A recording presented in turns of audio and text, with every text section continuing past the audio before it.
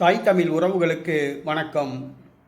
தமிழன் ஆட்சிதான் வேண்டும், திராவிட ஆட்சி வேண்டாம் என்ற தலைப்பில் இந்த காணொளியை நாம் காண்கின்றோம்.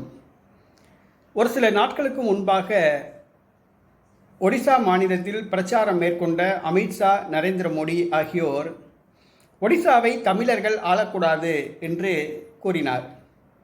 ஒடிசாவை தமிழர்கள் ஆளக்கூடாது என்று கூறினார். ஒடிசா மாநில முதலமைச்சர் நவீன் பட்நாயக் அவர்களுக்கு உதவியாளராக வி.கே. பாண்டியன் என்ற தமிழ்நாட்டை சார்ந்த ஒரு IAS அதிகாரி உள்ளார். பாரதிய ஜனதா கட்சி, பிஜு ஜனதாதளம் இரண்டு கட்சிக்கும் இடையே கூட்டணி ஒப்பந்தம் ஏற்படாததற்கு காரணம் வி.கே. பாண்டியன் தான் என்று நரேந்திர மோடி, அமித்ஷா கருதுகின்றனர். ஆகவே மக்களை திசை திருப்புவதற்காக ஒடிசா மாநிலத்தை தமிழர்கள் ஆளக்கூடாது என்று பரபரப்பாக பேசினார். அதாவது நவீன் பட்நாயக் உண்மையிலே ஆட்சி செய்யவில்லை, அவருடைய உதவியாளரான வி.கே. பாண்டியன் என்ற தமிழர்தான் ஆட்சி செய்கிறார் என்று கூறி ஒடிசா மாநிலத்தை தமிழர்கள் ஆட்சி செய்யக்கூடாது என்று அவர் பரபரப்பாக பேசினார். ஓகே, ஒடிசா மாநிலத்தை தமிழர்கள் ஆளக்கூடாது, அப்போ தமிழ்நாட்டை தமிழன் தானே ஆளணும், வேற எவனும் ஆளக்கூடாதுல்ல. தமிழ்நாட்டை தமிழன் தானே ஆளணும், வேற எவனும் இங்கே ஆளக்கூடாதுல்ல. பேசுவோம்.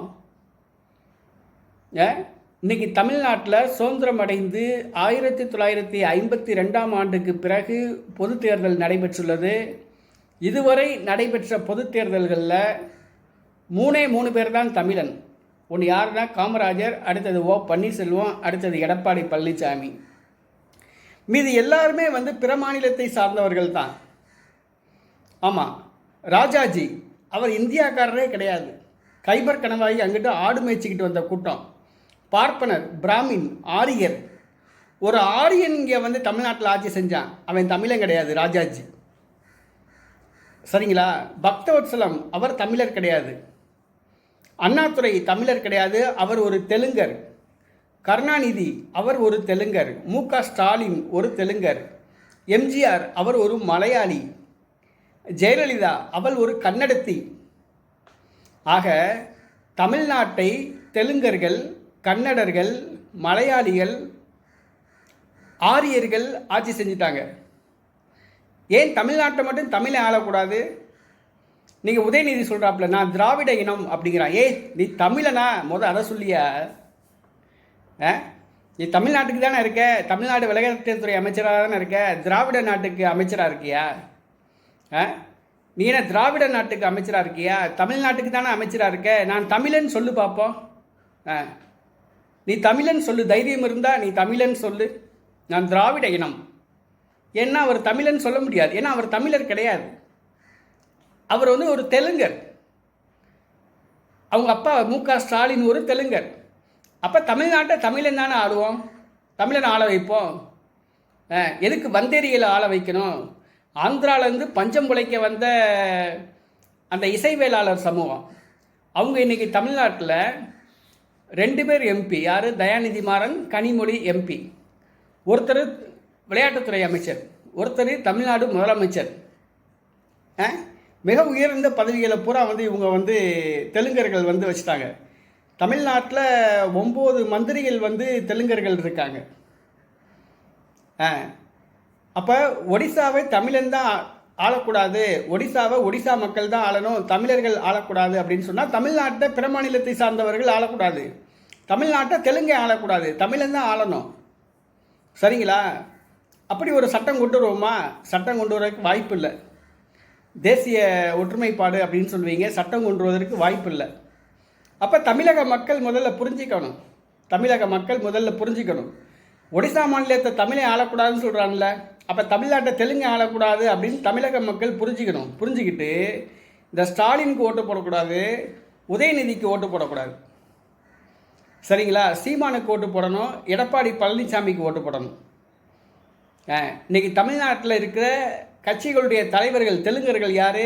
திமுக தலைவர் ஒரு தெலுங்கர், தேமுதிக தலைவர் பிரேமலதா ஒரு தெலுங்கர், மதிமுக தலைவர் பொதுச் செயலாளர் வைகோ ஒரு தெலுங்கர். இந்த 3 முக்கியமான கட்சிகள் புறாமே தலைவர்கள் யாருன்னு சொல்லி கேட்டால் தெலுங்கர்கள் தான். இன்றைக்கி காங்கிரஸ் கட்சியில் வந்து செல்வ பெருந்தகை, அதிமுகவில் வந்து எடப்பாடி பழனிசாமி, நாம் தமிழர் கட்சியில் வந்து சீமான், இவங்க தான் வந்து தமிழர்கள். அதுவும் தமிழ்நாட்டை தமிழன் தான் ஆளணும்னு சொல்லி உறக்க குரல் கொடுக்குறது சீமான் தான். தமிழ்நாட்டை தமிழன் தான் ஆளணும்னு சொல்லி எடப்பாடி குரல் கொடுக்க மாட்டார். சொன்னால் நாயுடு ஓட்டு உழாது, அவருக்கு ரெட்டியார் ஓட்டு உழாது, தெலுங்கு ஓட்டு உழாது, கன்னடர் ஓட்டு உழாது. செல்வ பெருந்தகை சொல்ல மாட்டாப்புல, காங்கிரஸ் நாங்கள் தேசிய ஒற்றுமைப்பாடு அப்படின்னு பேசுவாப்புல.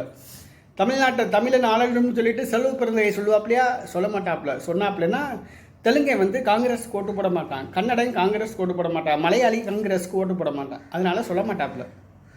எடப்பாடியும் சொல்ல மாட்டாப்புல. சீமான் ஒருத்தர் தான் சொல்கிறாப்புல, தமிழ்நாட்டை தமிழன் தான் ஆளணும் அப்படிங்கிறாப்புல. ஏன்னா அவங்க ஓட்டு எங்களுக்கு தேவையில்லை. சரிங்களா?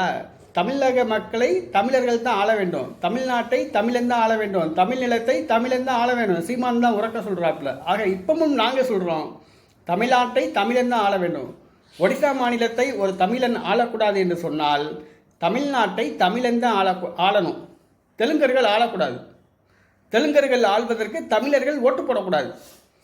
இனி வருகிற 2026ஆம் ஆண்டு சட்டசபை தேர்தல் நடக்குது.